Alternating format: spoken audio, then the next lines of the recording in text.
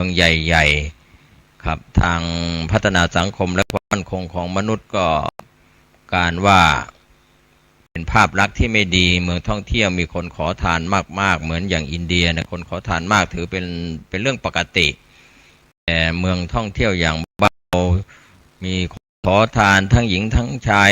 อวัยวะไม่สมบูรณ์มาขอทานยิ่งคนสมบูรณ์เราก็มองเป็นที่รังเกียจว่ามือเท้าดีทำไมไม่มาหากินแต่ถ้าในส่วนของคนที่ร่างกายคนพิการทุพพลภาพไม่สมประกอบก็ยังเกิดคะแนนสงสารที่จะให้อย่างไรก็ตามขอทานเหล่านั้นจะอยู่ในลักษณะสมบูรณ์ไม่สมบูรณ์ในเรื่องของร่างกายหรือไม่แต่ก็ต้องร้องขอแล้วก็คนให้บางทีก็เต็มใจให้ไม่เต็มใจให้อาจจะแตกต่างไปจากพระคุณเจ้าที่ออกรับอาหารบิณฑบาตนะครับอาหารวางข้าวใส่ตกลงไปในบาตรถึงแม้จะรับพรจากพระภิกษุสามเณรที่รับบาตรหรือไม่ท่านก็ได้พรอันประเสริฐเพราะการให้นั่นเป็นพรไปในตัวไม่ต้องรอว่าพระจะยัตสัพพีลงท้ายด้วยอายุวันโนสุขังพลังใดก็ตามนะครับท่านเหมือนปลูกเมล็ดพันธุ์พืชบุญลงไปในเนื้อนาบุญเขตตังก็คือพระภิกษุสามเณรผู้ทรงศีลทรงธรรมหรือคฤหัสถ์ก็ตามก็ได้บุญนะครับแม้ไปกระทั่งสัตว์เดรัจฉานได้บุญแต่ว่าปุญญเขตตังอาจจะแตกต่างกันไปเรื่องนี้เราจะต้องไปศึกษากันอีกทีหนึ่งส่วนที่ผมนำเล่าให้เห็นว่าพุทธกิจขององค์สมเด็จพระสัมมาสัมพุทธเจ้าเช้าออกรับอาหารบิณฑบาตเย็นแสดงธรรมกับศรัทธาที่เข้ามาค่ำก็ให้โอวาทกับพระภิกษุเที่ยงคืนก็แก้ปัญหาเทวดาแล้วก็เช้ามืดก็พิจารณาบุคคลที่สมควรจะได้ธรรมบรรลุมรรคผลนิพพานครับพุทธกิจ5ประการนี้เป็นสาระสำคัญประจำวันขององค์สมเด็จพระสัมมาสัมพุทธเจ้าดังนั้นทุกคนก็กิจวัตรมีอะไรต่างๆภารกิจนะครับของแต่ละท่านผู้ฟังนั้นก็อาจจะมีภารกิจกันอยู่ที่แตกต่างกันไปดังนั้นที่ผมพูดถึงธุระ2อย่างในทางพระพุทธศาสนาก็คือต้องศึกษากันได้เรียกว่าศึกษากันตลอดชีวิต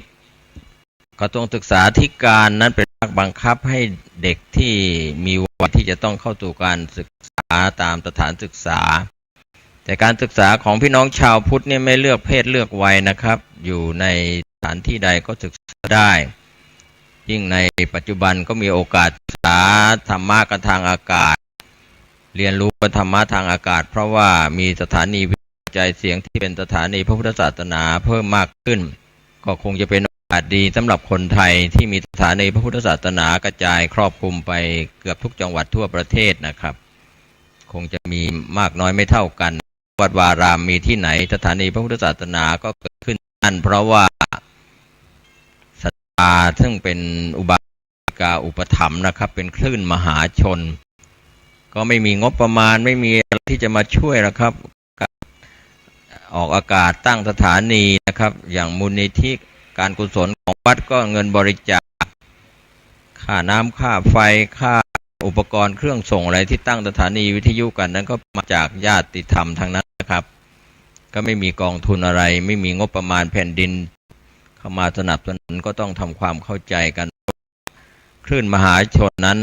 จะก่อเกิดประโยชน์เพราะว่าเราไม่ถูกยัดเยียดท่านพอใจท่านก็เปิดฟังไม่พอใจท่านก็หมุนคลื่นไปที่อื่นหรือว่าทางทีวีเดี๋ยวนี้มีทีวีช่องฟรีทีวีแล้วก็มีดาวเทียมหรือก็มีช่องที่เกี่ยวกับพุทธศาสนาเพิ่มมากขึ้นนะครับก็คงไม่ต้องเพิ่มไปที่ว่ามีทีวีดาวเทียมช่องไหนเกี่ยวกับธรรมะนะครับเปิดไปก็จะเห็นลอยอยู่บนท้องฟ้าทีวีดาวเทียมที่ออกอากาศกันมีพระคุณเจ้ามีอุบาสกอุบาสิกาเราร่วมด้วยช่วยครับก็ถือว่าเป็นการศึกษาอาจจะยังไม่อย่างลงลากลึกเหมือนการศึกษาโดยตรงในขณะนี้ ศไทยเราก็มีแม่กลองบาลีสนามมีแม่กลองทำสนามหลวงเพื่อเอาใจใส่เรื่องของการศึกษาพระธรรมพระวินัยอันเป็นคำสอนเนี่ยนะครับจัดเป็นหลักสูตรนักธรรมตรีนักธรรมโทนักธรรมเอกธรรมศึกษาตรีธรรมศึกษาโทธรรมศึกษาเอกแล้วก็เรียนธรรมที่มีการสอบการอบรมกันหรือการโครงการปฏิบัติวิปัสสนากรรมฐานครับหรือศูนย์ศึกษาพระพุทธศาสนาวันอาทิตย์หรือกิจกรรมใดๆที่เกี่ยวข้องนะครับที่จะให้บรรดาพระภิกษุสามเณรอุบาสกอุบาสิกาเราได้ศึกษาในคันธทุระนะครับที่เป็นส่วนสำคัญก็คงไม่ไกลตัวเกินไปนะครับแต่ว่าถ้าเราเรียนกันอย่างย่อๆก็จะได้ขยายโดยพิสดารได้ยากถ้าเรามีความรู้แบบย่อๆอยู่อย่างนั้นเหมือนยอดพระเจดีย์นี่จะย่อจะเล็กแต่ฐานของพระเจดีย์นี่จะใหญ่เพราะฉะนั้นความมั่นคงในการที่เรา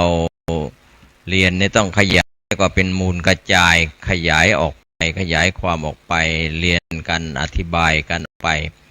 แต่บางคน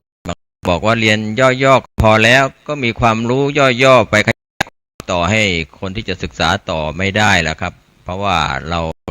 มาไม่ได้ขยายความในภาคพิสดาร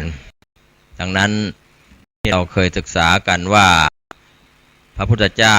แสดงพระพิธรรมโปรดพุทธมารดาที่สวรรค์ชั้นดาวดึงซึ่งพุทธมารดาอยู่ที่สวรรค์ชั้นดุสิตนะครับ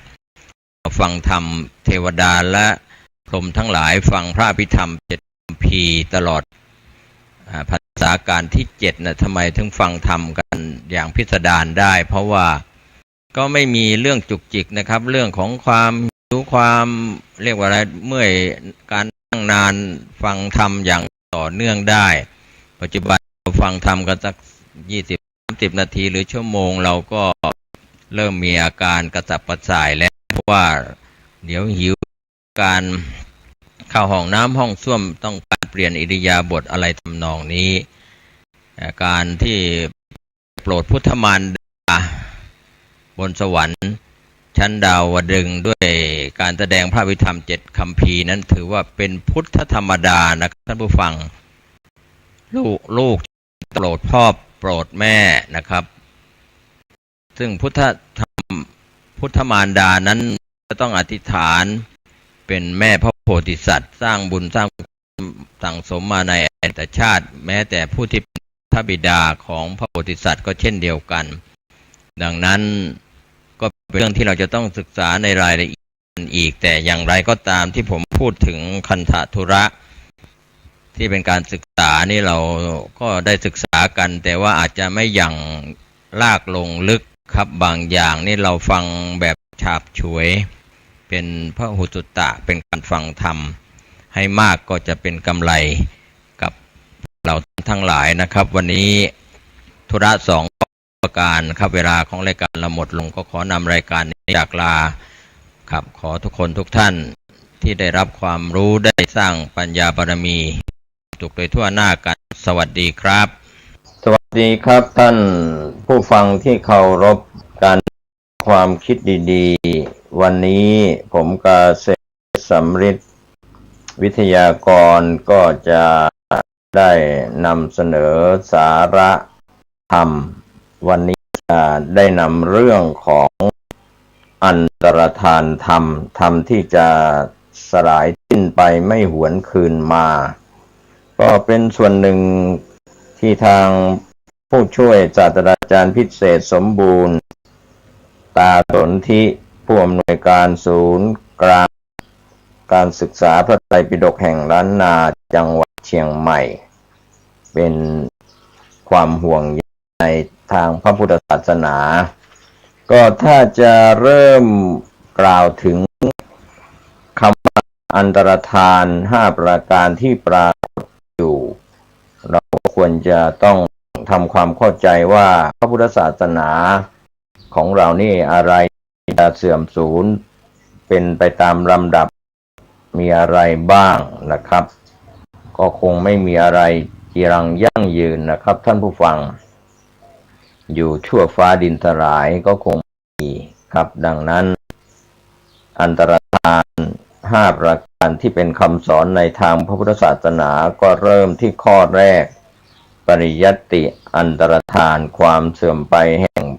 ปริยัตติธรรมคำสอนของพระพุทธเจ้าส่วนอันที่สอง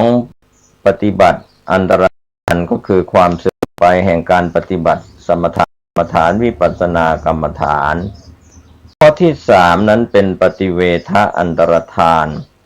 ความไปแห่งการบรรลุมรรคผลนิพพานฌานอภิญญามาบัติ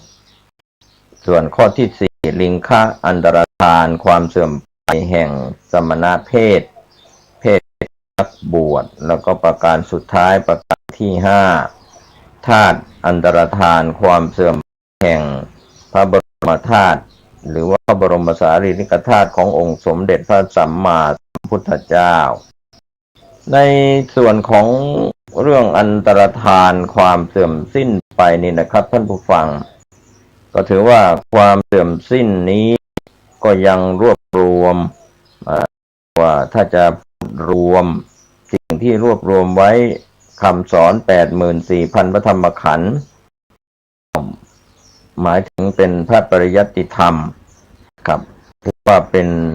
การศึกษาคำสอนของพระพุทธเจ้าซึ่งเป็นพระปริยัติที่มีส่วนสำคัญที่จะมีนิมิตหมายว่าจะยังมีพระพุทธศาสนาอยู่หรือไม่ก็ดูการศึกษาพระวินัยปิฎกศึกษาพระสุตตันตปิฎกพระสูตรศึกษาพระอภิธรรมปิฎกพระธรรมไม่มีการศึกษานี่ก็ข้อแรกก็เริ่มเสื่อมไปครับก็ถือว่านิมิตหมายของพระพุทธศาสนาไม่เห็นพระภิกษุสามเณรศึกษาเราเรียนบาลีนักธรรมอภิธรรมพระไตรปิฎกครับก็หันไปศึกษาวิชาการทางโลกนี่ก็เป็นนิมิตหมายแห่งความเสื่อมในทางพระพุทธศาสนาที่เห็นกันอย่างชัดเจนครับจากอดีตถึงปัจจุบันนี้พระภิกษุสามเณรก็หันไปศึกษาวิชาการทางโลกมากกว่าศึกษาปริยัติธรรมในทางพระพุทธศาสนาก็จะเป็นเหตุให้เกิดความอันตรธานครับใน5ข้อที่กล่าวถึงก็คือปริยัติอันตรธานเสื่อมไปจากการศึกษาก็คือพระพุทธศาสนาเสื่อมเป็นข้อแรกในการปฏิบัติธรรมนะครับสมถกรรมฐานวิปัสสนากรรมฐานสวดมนต์ไหว้พระก็จะมีแต่พระภิกษุสามเณรหรืออุบาสกก็ไปนิยมทำเรียกว่าพิธีกรรมเสียเป็นส่วนใหญ่ไม่ได้เจริญสมถะกรรมฐาน40ประการวิปัสสนากรรมฐานในวิปัสสนาภูมิ6ครับก็มีแต่พระพิธีกรรมเรียกว่าทำพิธีกรรมอาจจะมีพราหมณ์มีพุทธกันอยู่นะครับในการไปเจริญพุทธมนต์เรียกว่าปลุกเสกลงเลขลงยันอะไรก็ไปทั้งพุทธทั้งพราหมณ์ก็เสื่อมนะครับเสื่อมในทางปฏิบัติก็เป็นการเรียกว่าปฏิอันตรธานก็เกิดขึ้นซึ่งการไม่ศึกษาไม่เข้าเรียนเป็นส่วนปริยัติไม่นำมาปฏิบัติก็เป็นการเสื่อมจากการปฏิบัติส่วนปฏิเวทะผลที่เกิดจากการศึกษาผลที่เกิดขึ้นจากการเจริญฐานทั้งสองไม่ว่าจะเป็นสมถะและวิปัสสนาก็เป็นปฏิเวทอันตรธานก็เสื่อมไปอีกไม่ได้บรรลุมรรคผลนิพพานสภาวะธรรมต่างๆก็ไม่มีนอกจากนั้นสมณเพศแห่งความเป็นพระภิกษุเป็นซึ่งเป็นสีธงชัยแห่งพระอรหันต์นะครับพระภิกษุสามเณรก็จะมีการบรรพชาอุปสมบทกันน้อยครับน้อยลงเรียกว่าลิงคะอันตรธานเพศของก็หมดไปหรือว่าถึงยังมีอยู่ก็มีความเสื่อมเสียพระภิกษุสามเณรประพฤตินอกรีดนอกรอยของความเป็นสมณะเป็นนักบวชก็ทำให้คนภายในภายนอกเห็นเข้ารู้เข้าก็เสื่อมศรัทธาก็เป็นลิงคะอันตรธาน ครับก็จะมีคนนิยมเข้ามาถือบวชเป็นพระภิกษุสามเณรกันน้อยลงทุกวันก็ถือว่าริงคะอันตรธานก็เกิดขึ้นส่วนธาตุอันตรธานนั้นในขณะนี้รีระหลังจากพุทธองค์ทรงเสด็จดับขันธปรินิพพานที่เมืองกุสินาราประชุมเพลิงแล้วก็จะมีพระธาตุบรมสารีริกธาตุในส่วนต่างๆครับกระจายไปในดินแดนที่เป็นการประกาศพระศาสนาที่เราพระบรมสารีริกธาตุประดิษฐาน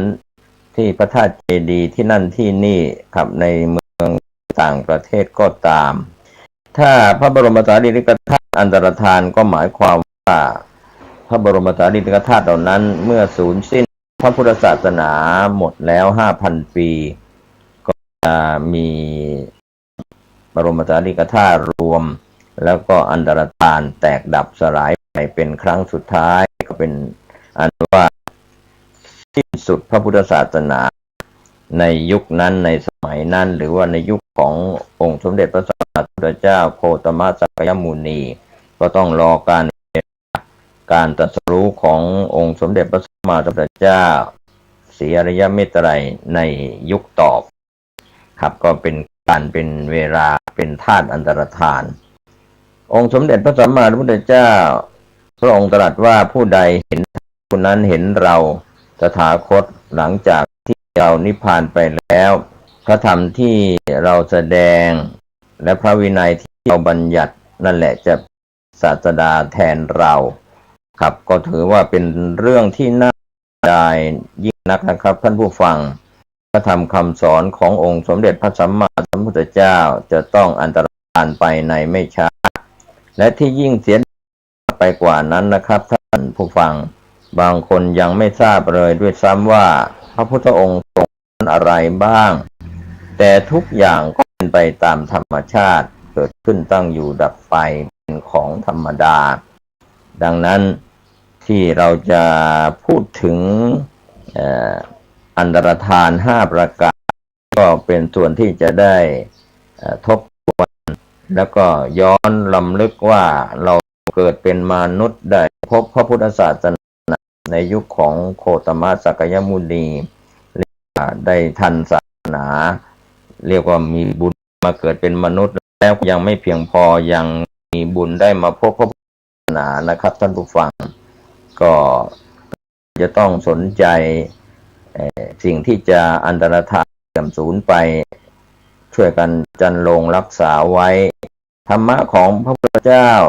ถ้าเราแยกแล้วก็จะได้3ปิฎกก็คือพระวินัยปิฎกเกี่ยวกับการบัญญัติในการอนุญาตหรือสิ่งใดสิ่งหนึ่งที่เนื่องด้วยนักบวชในปิฎกที่2ก็เป็นสุตตันตปิฎกเกี่ยวกับการปฏิบัติตนให้อยู่ในคันลองที่ถูกต้องรวมไปถึงการปฏิบัติเพื่อความพ้นทุกข์ในสังสารวัฏส่วนพระอภิธรรมปิฎกนั้นเกี่ยวกับสภาวธรรมที่ไม่ใช่บุคคลเราของเราบุรุษหรือสตรีการศึกษาพระอภิธรรมในเมืองไทยนับว่าพัฒนามากกว่าสมัยอดีตเพราะมีหลักสูตรอภิธรรมโชติวิทยาลัยอยู่ในระบบของมหาวิทยาลัยมหาจุฬาลงกรณราชวิทยาลัยทำให้เป็นที่นิยมเรียนโดยทั่วไปอย่างไรก็ตามนะครับในการที่จะอธิบายพระธรรมโดยเฉพาะคำพีปัฏฐานซึ่งเป็นคำพีที่7ลุ่มลึกไพศาลน้อยในเมืองไทยครับก็เป็นส่วนที่การรวบรวมของผู้ช่วยศาสตราจารย์พิเศษสมบูรณ์สนธิปริญญาประโยคอภิธรรมบัณฑิตพุทธศาสตร์บัณฑิตศาสนศาสตร์มหาบัณฑิตซึ่งเป็นผู้อำนวยการศูนย์กลางการศึกษาพระไตรปิฎกแห่งล้านนาอาจารย์พิเศษของมหาวิทยาลัยจุฬาลงกรณราชวิทยาลัยวิทยาเขตใหม่ที่วัดสวนดอกนะครับปัจจุบันท่านก็ยังสอนพิเศษนะครับเป็นฆราวาสแล้วลาสิกขาออกมาเป็นฆราวาสอุบาสกสอนอยู่ที่วัดสุนารามตำบลดอนแก้วอำเภอแม่เชียงใหม่กับพระภิกษุสามเณรและอุบาสกอุบาสิ ที่สนใจจะศึกษาเรื่องของปัฏฐานโดยเฉพาะข้อมหาปัฏฐานนะครับเป็นคัมภีร์ที่7นะครับซึ่งจะศูนย์ก่อนนะครับ7คัมภีร์ที่7จะอันตรธานก่อนในส่วนของที่ยากจะเสื่อมสูญไปก่อนเช่นการปฏิบัติวิปัสสนากรรมฐานก็จะหมดไปจากโลกนี้ไปจากความสนใจแม้ว่าในปัจจุบันจะมีสำนักวิปัสสนากรรมฐานก็เป็นส่วนที่เราจะเห็นว่าเป็นนิมิตหมายอันดีว่าพระพุทธศาสนาไม่เสื่อมสูญด้านการปฏิบัติทั้งสมถะและวิปัสสนากรรมฐานในส่วนปริยัติธรรมหรือพระไตรปิฎกทั้ง3พระอภิธรรมปิฎกก็จะเสื่อมสลายก่อนแล้วก็ในส่วนของพระอภิธรรมคัมภีร์ที่7นะครับปัฏฐานก็จะเสื่อมก่อนดังนั้นที่เรามาพูดถึงคัมภีร์ปัฏฐานหรือว่ามหาปัฏฐานต่างๆก็จะเป็นส่วนของการยกด้วยข้ออุปมาอุปไมยให้ท่านผู้ฟังรู้ได้เข้าใจว่าเราควรจะได้ศึกษากันอย่างไรแม้ว่าไม่ศึกษาแล้วไม่มีการสอบแต่เป็นการเรียนการศึกษาแบบผู้ใหญ่ครับก็แต่ว่าจะต้องมีศรัทธาเป็นพื้นฐานอย่างแรงเรียนหยุดเรียนไม่เอาจริงก็จะไม่เข้าถึงนะครับก็จะต้องมีครูบาอาจารย์เป็นพี่เลี้ยงเป็นผู้สั่งสอนบรรดาศาสตร์ทั้งหลายนะครับท่านผู้ฟังพระอภิธรรมนั้นถือว่าเป็นศาสตร์ที่มีเนื้อหาละเอียดลึกซึ้งก็เป็นศาสตร์ที่ด้วยความหมายอันยากจะประมาณอย่างถึงหากไม่ใช่สัพพัญญุตญาณของพระพุทธองค์รสอันหารสใดๆเปรียบรสแห่งพระธรรมแล้วผู้ใดที่จะมีความสามารถเข้าถึงหรือเข้าใจถ่ายทอดตำราพระอภิธรรมได้ดังนั้นก็ส่วนปัฏฐานซึ่งมีลักษณะเป็นเหตุเป็นปัจจัยต่อกันและกันคัมภีร์หนึ่งนะครับในอภิธรรมทั้ง7เป็นคัมภีร์นับว่าก็เป็นส่วนที่เป็นศาสตร์แห่งซึ่งที่สุดแห่งรสอันอร่อยจิตประณีตที่สุดหาผู้ใดที่จะมีความเพียรพยายามครับดังนั้นบุคคลใดที่จะได้เรียนรู้และเข้าใจพระอภิธรรมเฉพาะคัมภีร์ปัฏฐานนั้นก็มีกล่าวไว้ให้เราได้ยินอยู่เสมอว่าล้วนเป็นผู้เคยสั่งสมบารมีธรรมในทางปัญญามาก่อนเรียกว่าสร้างปัญญาบารมีมาก่อนก็เป็นการนำศาสตร์ที่สำคัญโดยเฉพาะช่วงนี้ก็จะได้พาท่านผู้ฟังศึกษาอภิธรรมในส่วนของคัมภีร์ปัฏฐานที่ทรงคุณค่าอันหาได้ยากยิ่งจำเป็นต้องอาศัยความขยันหมั่นเพียรไม่ใช่น้อยถือได้ว่าการสั่งสมความรู้ความเข้าใจในศาสตร์คือพระอภิธรรมก็จะเกี่ยวข้องครับก็จะศึกษาปลายมาหาต้นก็คือคัมภีร์ที่เป็นปัฏฐานก็จะเรียนรู้และเข้าใจได้แต่ก็เป็นบุญบารมีของตัวท่านเองด้วยแต่ละคนแต่ละท่านจะมีบุญบารมีศึกษาเข้าใจมากน้อยเพียงใดก็แล้วแต่ปัญญาบารมีครับก็ถือว่าการที่เราท่านทั้งหลายนะครับมีชีวิตเกิดมาเพื่ออะไรก็คงนั่งคิดสักระยะหนึ่งว่าการใช้เวลาให้เวลาคิดสักนิดหนึ่งว่าการเกิดมาของเรานั้นทำประโยชน์ได้ในชาตินี้ประโยชน์ในชาติหน้าประโยชน์อย่างยิ่งคือพระนิพพานก็หลายท่านได้เคยศึกษาบาลีอภิธรรมและพระไตรปิฎกใช้เวลาหลายปีนับสิบปีก็เข้าใจยากทั้งศึกษาทั้งเรียนทั้งสอนในขณะเดียวกันก็เรียกว่าคุณค่ามหาศาลสำหรับที่เราจะได้ทรงนำพระไตรปิฎกพระสูตรพระวินัยธรรมที่พระพุทธองค์ทรงยกย่องว่าเป็นหลักธรรมที่สำคัญดังนั้นเมื่อพิจารณาแล้วก็จะเกิดปีติอย่างฉัพพรรณรังสีขององค์สมเด็จพระสัมมาสัมพุทธเจ้าที่บังเกิดออกจากพระวรกาย ของพระพุทธองค์หลังจากได้คัมภีร์มหาปัฏฐานหรือว่าคัมภีร์ปัฏฐานฉัพพนรังสีชนิดก็ออกจากประกายของพระองค์ก็เป็นส่วนที่ชาวพุทธส่วนใหญ่ก็ไม่ค่อยจะได้รู้จักก็ไม่ค่อยได้ศึกษาจะไม่ได้อ่านคัมภีร์พระอภิธรรมโดยเฉพาะคัมภีร์ที่ยากก็คือมหาปัฏฐานหรือว่าปัฏฐานก็คงจะต้องสูญหรืออันตรธานหายไปว่าเราบูชาคุณขององค์สมเด็จพระสัมพุทธเจ้าพระองค์ทรงมีพระมหากรุณาธิคุณอันยิ่งใหญ่ทรงเป็นที่พึ่งของสัตว์โลกเป็นผู้ประเสริฐที่สุดเป็นนายแพทย์ที่วิเศษที่สุดที่คุณชี้กฎและทางออกให้กับสรรพสัตว์ทั้งหลายดังนั้นความรู้หลากหลายด้านจากการศึกษาบาลีจากการศึกษาอภิธรรมครับในหลายสำนักหลายวัดหลายของพระภิกษุสามเณรหรืออุบาสกอุบาสิกาก็คงจะเป็นคุณเป็นประโยชน์ที่จะได้มาช่วยกันสั่งสอนให้เกิดประโยชน์กับพระภิกษุสามเณรและก็อุบาสกอุบาสิกาที่ยังมีบุญบารมีอยู่ดังนั้นวันนี้ก็ต้องขออนุญาตที่จะได้นำราวดีๆจากผู้ช่วยศาสตราจารย์พิเศษสมบูรณ์ตาสนธินะครับซึ่งผู้คงแก่เรียนครับในส่วนของการศึกษาที่ท่านได้ผ่านการศึกษาจบปริญญาธรรม7จบอภิธรรมบัณฑิตพุทธศาสตร์บัณฑิตจบศาสนศาสตร์มหาบัณฑิตครับก็ได้มีการนำเสนอของปัฏฐานที่จะอันตรธานไปนั้นว่าเป็นเรื่องที่น่าเสียดายจริงๆถ้าเราไม่สนใจที่จะศึกษาในเวลานี้การศึกษาหลักวิชาการจริงจังๆแบบเข้าห้องเรียนมีครูสอนมีอภิธรรมาจารย์สอนมีอาจารย์สอนจะเป็นฝ่ายบรรพชิตพระภิกษุสามเณรหรือฆราวาสก็ได้นะครับที่ทรงพระปริยัติธรรมดังนั้นคนที่จะสอนอภิธรรมก็คนที่เคยเรียนอภิธรรมมาจากครูบาอาจารย์หลายท่านในเวลานี้ก็มีการเรียนการสอนการสอบครับตามหลักสูตรบางท่านก็เรียนแล้วก็ไม่สอบก็ไม่มีปัญหาใดๆขอรักษาเจตนาศรัทธาของท่านไว้วันนี้ก็คงจะเป็นการ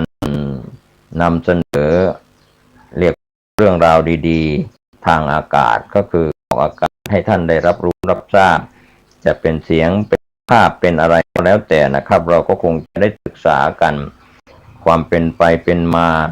ของพระไตรปิฎกนะครับที่อันตรธานนั้นก็หมายความว่าจะเสื่อมจะสูญจะสิ้นจะหมดไปดังนั้นที่พูดในส่วนของพระอภิธรรมคัมภีร์ที่7ก็คือคัมภีร์ปัฏฐาน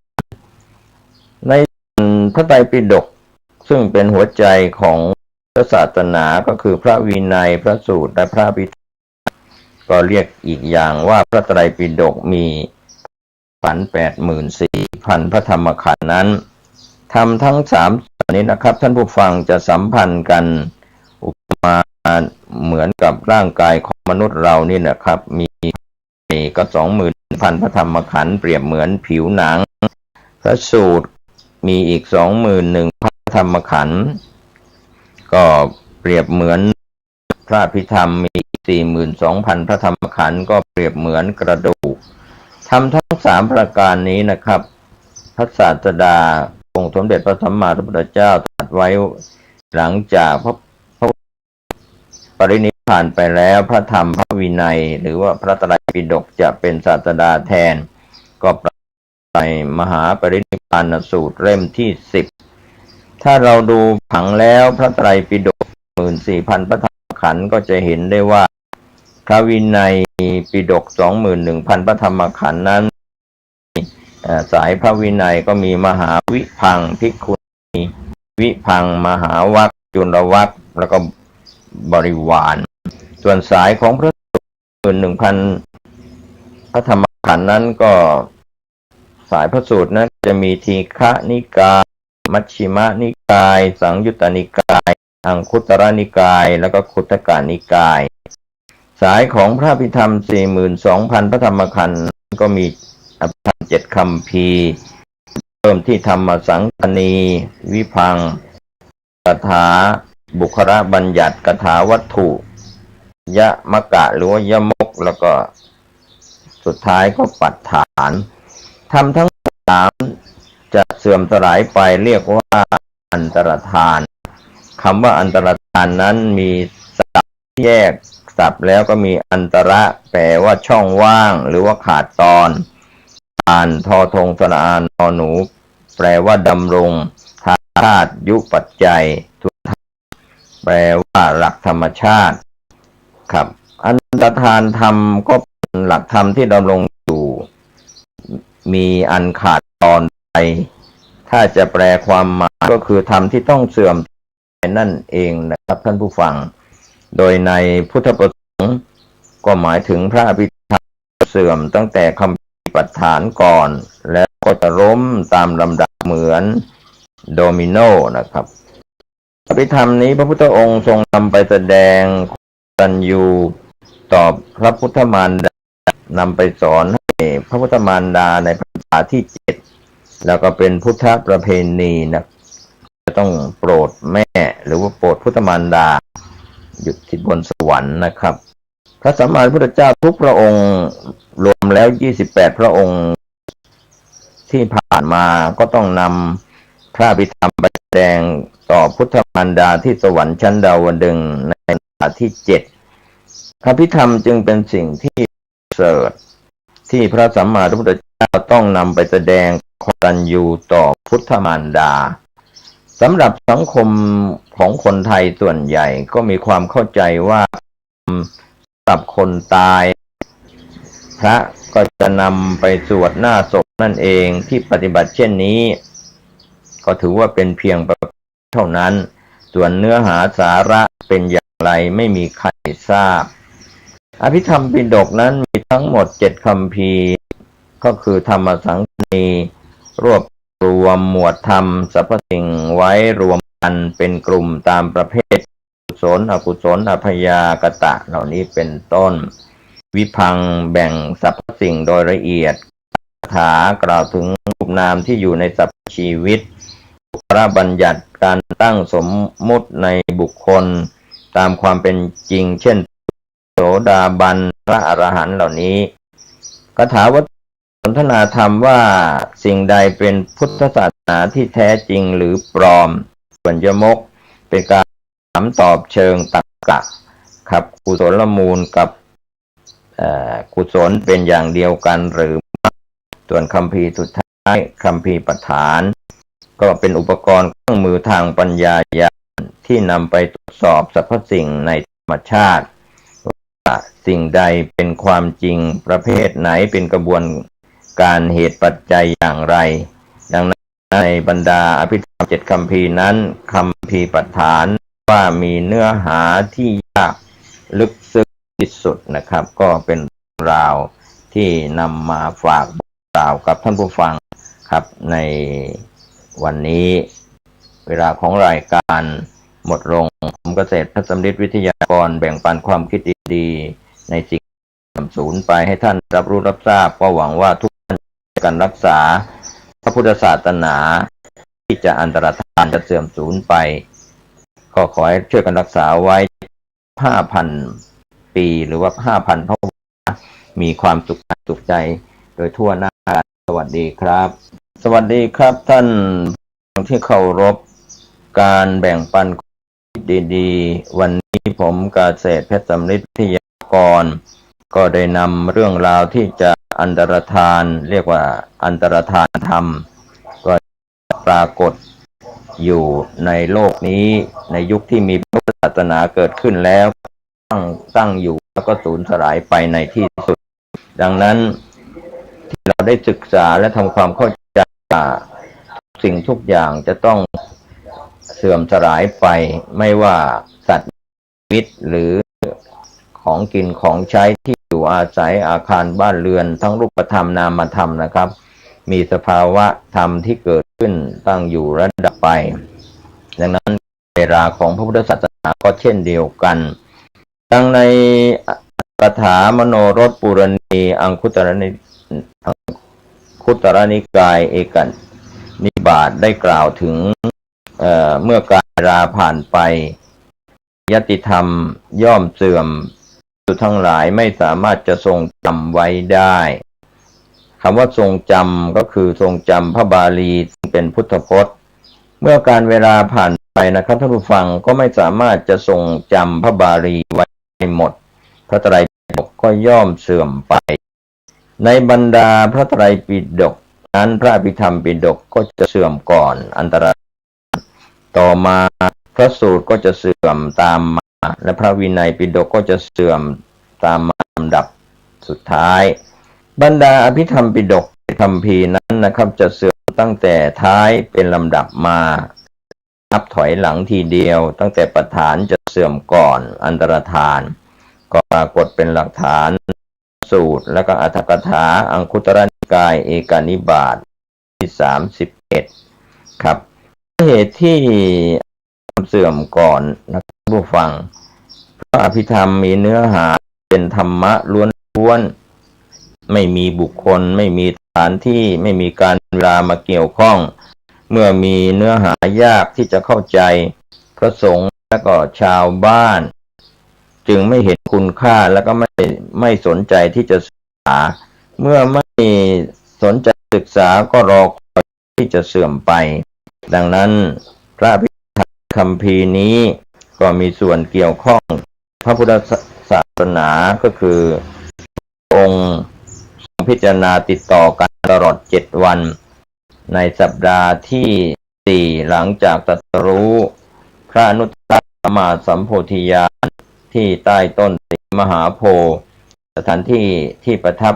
พิจารณามีชื่อว่ารัตนคราชเจดีย์เป็นเรือนที่ทรงพิจารณาอภิธรรมครับเทวดาก็เนรมิตขึ้นทั้งนี้เพื่อเป็นอนุสรณ์ว่าสถานที่ที่ทรงพิจารณาพระอภิธรรม7 คัมภีร์นี้พระอัฏฐกถาจารย์ผู้รจนาคัมภีร์ปฐานกล่าวถึงว่านับตั้งแต่วันตรัสรู้จนถึงขณะทรงพิจารณาทบทวนพระอภิธรรม6 คัมภีร์แรกพระชพันรังสีก็ไม่ได้แผ่ออกจากพระวรกายของพระองค์ครับแต่เมื่อทรงพิจารณาถึงคัมภีร์ที่7 คัมภีร์ปฐานหรือที่ท่านเรียกว่ามหาปฐาน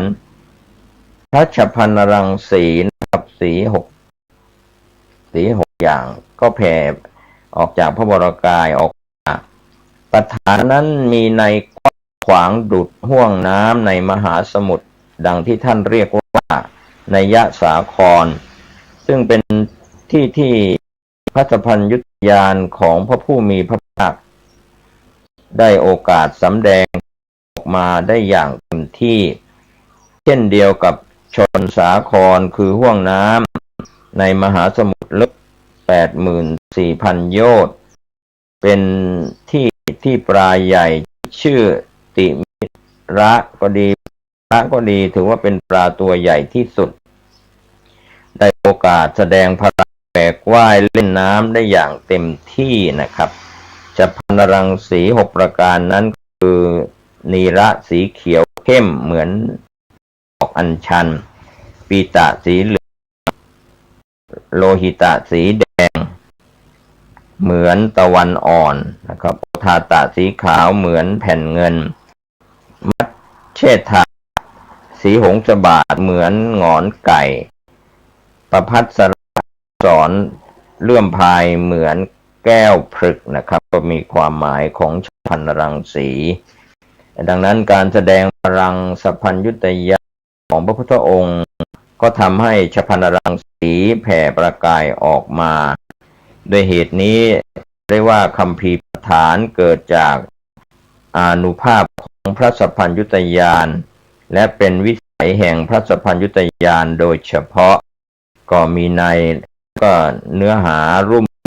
กว่าคัมภีร์ใดๆในพระไตรปิฎกยากที่บุคคลใดจะสามารถอย่าง ได้โดยท่วนทั่วดังนั้นโบราณอาจารย์บัณฑิตจึงเรียกคำพีนี้ว่าอนัน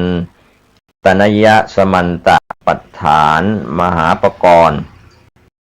ก็มีความหมายว่ามหาคัมภีร์ปัฏฐานอันกว้างใหญ่ไพศาลรายล้อมเป็นอนันต์นะครับก็ถือว่ามีความหมายตามซึ่งเราก็จะศึกษาและก็ทำความเข้าใจกันครับทางอากาศก็คงจะได้ขยายเนื้อความตามกำลังสติปัญญาบุญบารมีของแต่ละคนแต่ละท่านจะแนะนำที่จะได้เรียนรู้ได้พร่ำสอนกันก็คงจะเข้าสู่ความหมายของปัฏฐานในช่วงแรกก็คือคำว่าปัฏฐานถึงกระบวนธรรมะที่มีผลที่พระพุทธองค์ทรงแสดงไว้อย่างพิสดารและก็เหมาะสมควรที่ปัญญาของพระสัมมาสัมพุทธเจ้าจะทรงพิจารณาพระองค์เดียวครับก็เป็นส่วนที่มีการวิเคราะห์ศัพท์ต่างๆไว้ซึ่งพระอาจารย์สัทธรรมโชติกะธรรมยะซึ่งเป็นพระชาวพม่าก็เป็นพระอัตถกถาจารย์ที่เชี่ยวชาญด้านอภิธรรมท่านได้แสดงคำวิเคราะห์อธิบายว่าปัฏฐานติคัจฉติสัพพัญญุตยานังเอถาติปัฏฐานังก็มีคำแปลว่าสัพพัญญุตยานเป็นญาณความรู้ของพระพุทธเจ้าที่รู้ทุกอย่างที่ทรงต้องการรู้ย่อมดำเนินไปประกรณ์นี้ฉะนั้นประกรณ์นี้ชื่อว่าปัฏฐานก็หมายถึงพระปัญญาญาณที่แสดงไว้ในคัมภีร์นี้ท่านได้อธิบายเนื้อหาวิเคราะห์เพิ่มเติมว่าอภิธรรม7คัมภีร์มีธรรมสังคณีเหล่านี้เป็นจนถึงปัฏฐานนี้ดำเนินไปแห่งสัพพัญญุตญาณกันก็จริงแต่คัมภีร์ที่1จนถึงคัมภีร์ที่6นั้นโดยอรรถะเนื้อหาพยัญชนะตัวหนังสือความลึกซึ้งก็ดีความกว้างขวางก็ดียังไม่เป็นที่เพียงพอแก่สัพพัญญุตญาณของพระพุทธองค์คือสมศักดิ์ศรีคือสมศักดิ์ศรีคำว่าสัพพัญญุตญาณก็เป็นปัจเจกเฉพาะพระพุทธเจ้าเท่านั้นที่จะพิจารณาคัมภีร์ที่ละเอียดสุขุมลุ่มลึกได้ดังนั้นคัมภีร์ที่1ถึงที่6นั้นยังไม่สุขุมลุ่มลึกเท่าคัมภีร์ที่7เวลาที่สมเด็จพระบรมศาสดาพิจารณาธรรมสังคณีพระรัศมีก็ยังไม่ซ่านออกมาจากพระทัยแม้เมื่อทรงพิจารณาธาตุกถาบุคคลบัญญัติจะอ่านว่าปุคละบัญญัติก็ได้หรือพิจารณากถาวัตถุอยู่รัศมีก็ยังไม่ซ่านออกมาคัมภีร์ที่1ถึงคัมภีร์ที่6ทั้งนี้เพราะว่าพระพุทธองค์พิจารณาเป็นไปอย่างธรรมดาไม่มีอะไรพิเศษแต่ประการใดเกิดขึ้นในขณะนั้นแต่เมื่อพระพุทธองค์ทรงอย่างลงสู่พิจารณาคัมภีร์ที่7ก็คือคัมภีร์ปัฏฐานพระจักรพรรณรังสีสร้างออกจากพระวรายของพระองค์ทั้งนี้เพราะคัมภีร์ปัฏฐานนั้นเป็นคัมภีร์ที่กว้างขวางมีอรรถลึกซึ้งสุขุมคัมภีรภาพกว่าคัมภีร์ที่พระองค์ทรงพิจารณามาและก็เป็นคัมภีร์เดียวที่เหมาะสมต่อสัพพัญญุตญาณของพระพุทธองค์ดังนั้นความหมายฐานอีกในหนึ่งก็มีการวิเคราะห์ว่านานัปปการานิฐานานิปัจจาเอถาติปัฏฐานังแปลว่าปัจจัยทั้งหลายมีเหตุอารมณ์อารมณะเป็นต้นใน24ที่เป็นไปประการต่างๆก็มีอยู่ในประกรณ์นี้คัมภีร์นี้ฉะนั้นประกรณ์นี้จึงชื่อว่าปัฏฐานหมายถึงพระสัมมาสัมพุทธเจ้าทรงแสดงปัจจัยไว้ในคัมภีร์นี้นะครับความหมายปัฏฐานอีกในหนึ่งวิเคราะห์ว่า กุทโยธรรมาเหตุยาทิวเสนะปัตถิยันติวิพัชชิยันถาติปัฏฐานังแปลว่าพระมีพระภาคเจ้าทรงจำแนกธรรมทั้งหลายมีกุศลเป็นต้นโดยประเภทแห่งปัจจัยในประกอบเพราะเหตุนั้นประกอบนี้จึงชื่อว่าปัฏฐานก็ความหมายครับท่านผู้ฟังเป็นประกอบที่เป็นเครื่องมือศึกษาที่จะนำเอาหลักธรรมในธรรมสังคณีอภิธรรมปิฎกคัมภีร์แรกมีกุศลติกะเป็นต้นเรียกว่าเรื่องของมีพูดถึงสิ่งที่เป็นความดีคือกุศลเป็นต้นนะมาจำแนกโดยปัจจัย24มีเหตุปัจจโยอารัมมณปัจจโยเป็นต้นจนถึงปัจจัยสุดท้าย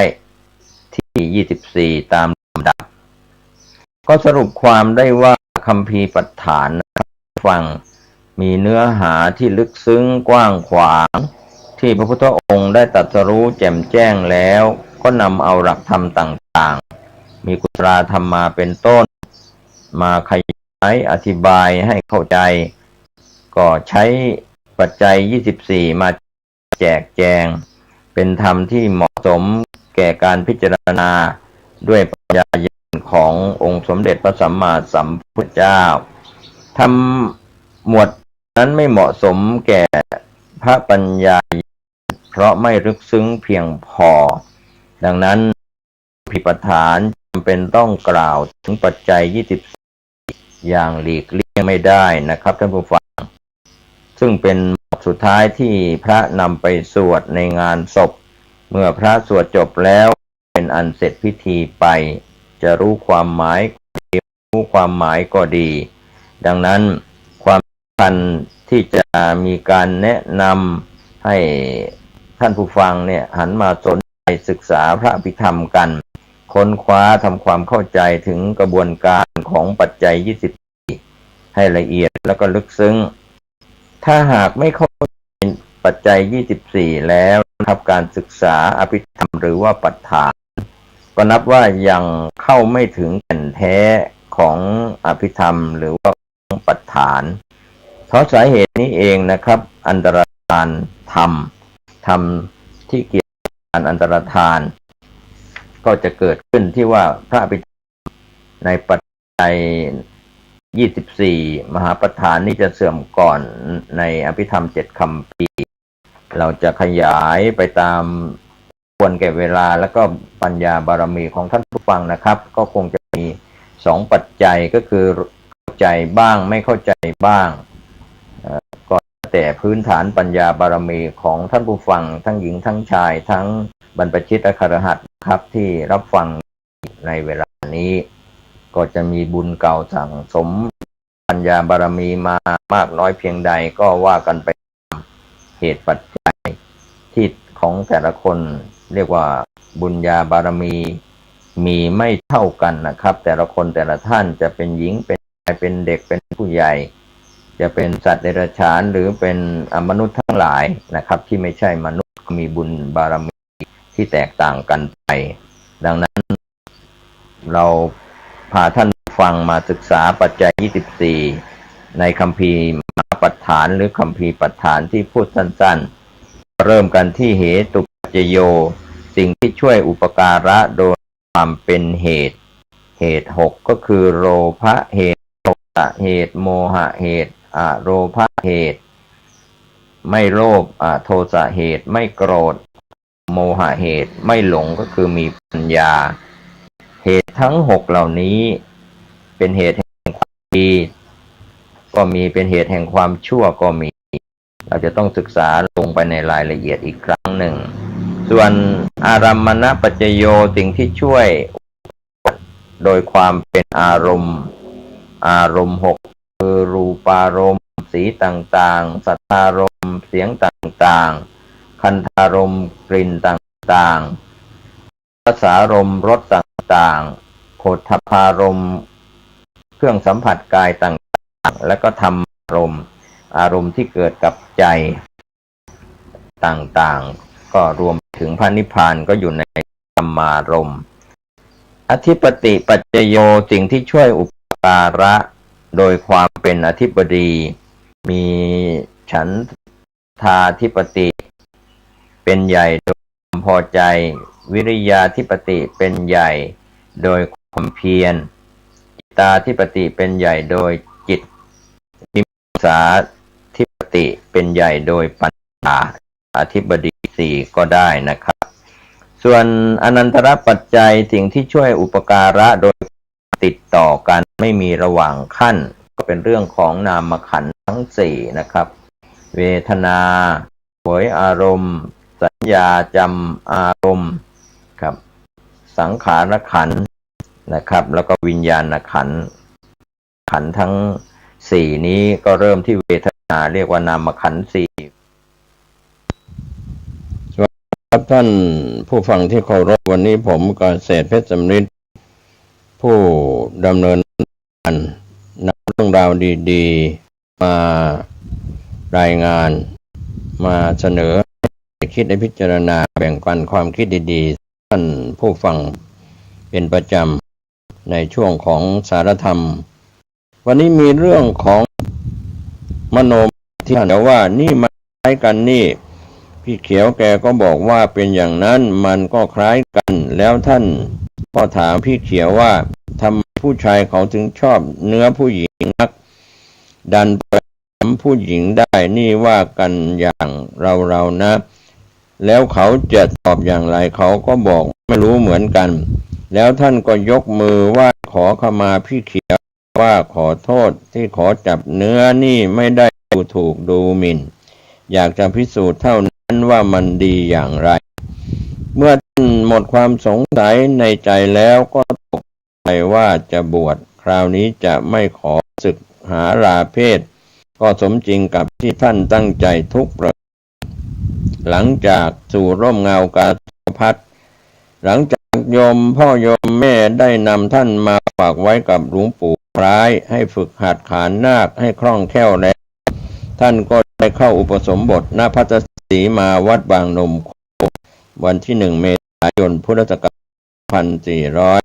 2438ตรงกับวันที่7 ค่ำเดือน 5 ปีมะแม่ก็มีหลวงพ่อตุลวัดบางปลาหมอเป็นพระอุปชาพระอาจารย์จ้อยวัดบ้านแพรเป็นพระกรรมวาจารย์พระอาจารย์วัดสุทธาโพธเป็นอนุสาวนาจารย์มีฉายาว่าโสนันโทหลวงพ่อปานวิชาหลังจากที่อุปสมบทแล้วหลวงพ่อปานท่านก็ได้ติดตามพระอุปชาคือหลวงพ่อสุน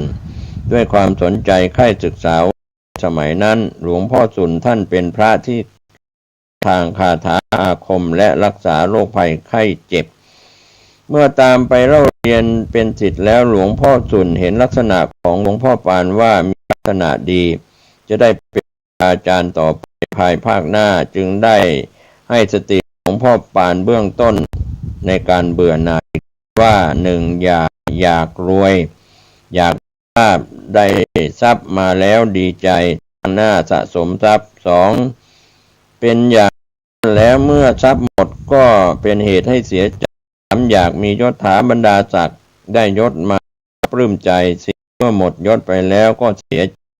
5ได้รับคำสรรเสริญแล้วยินดี6เมื่อถูกนินทาก็ไม่พอใจ7มีความสุขความเพลิดเพลินในกามารมณ์8เมื่อมีความทุกข์ก็หวั่นไหวท้อแท้ใจ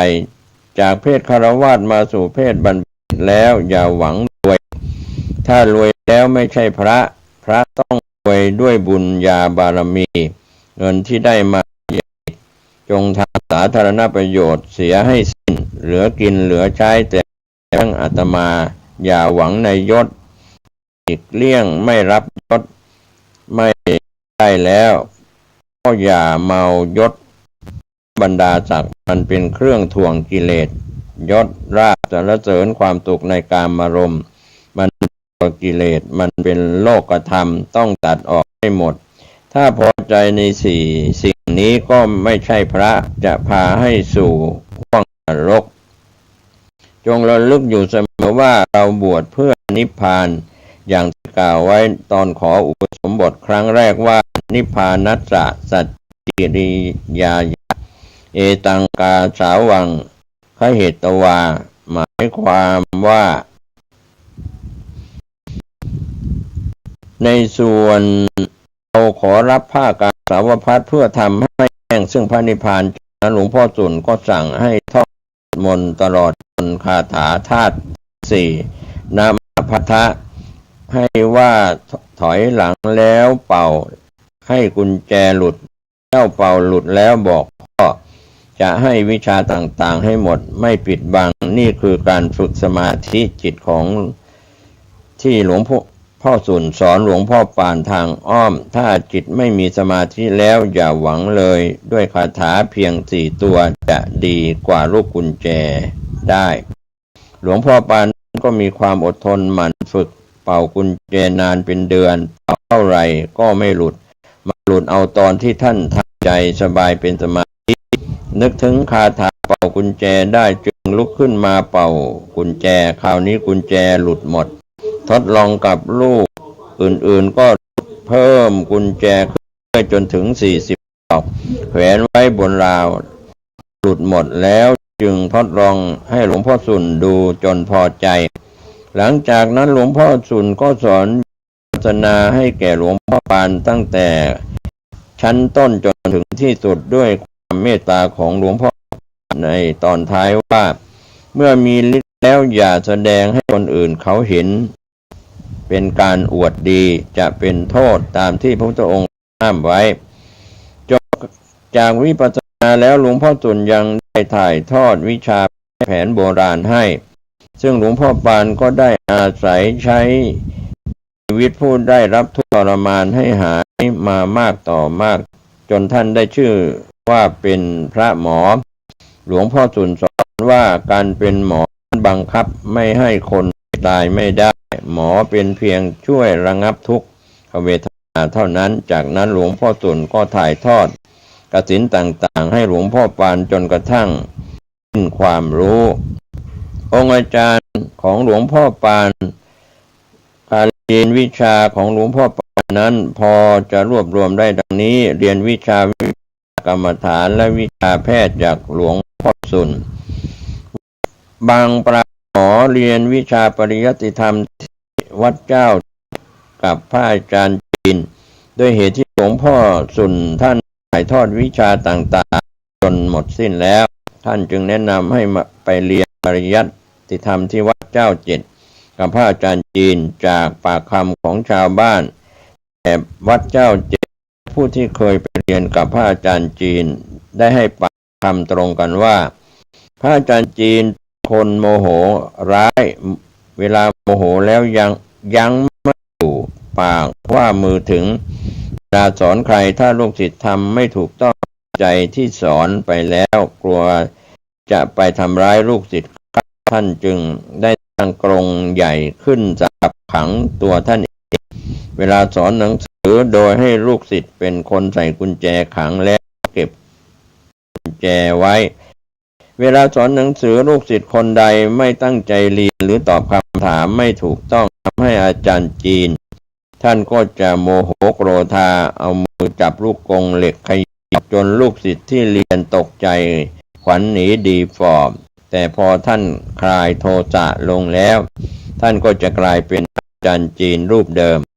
หลวงพ่อปานท่านมีความมานะพยายามเป็นที่ตั้งท่านต้องพายเรือเรียนหนังสือที่เจ้า7ทุกวันเวลาพายเรือไปเรียนท่านก็จะท่องพระปาติโมกข์และบทเรียนที่อาจารย์สอนจนใจพอเวลาเรียนอาจารย์ถามอะไรก็ตอบได้ถูกต้องเป็นที่พอใจแก่พระอาจารย์ยิ่งในที่สุดพระอาจารย์จีนสิ้นความรู้ที่สอนให้ท่านจึงหยุดเรียนและเตรียมตัวสำหรับที่จะหาสำนักเรียนใหม่หลวงพ่อปั้นพระภิกขุโสกันตามคำบอกเล่าของพระภิกษุเลี่ยมเล่าว่าหลวงพ่อปานได้เรียนรู้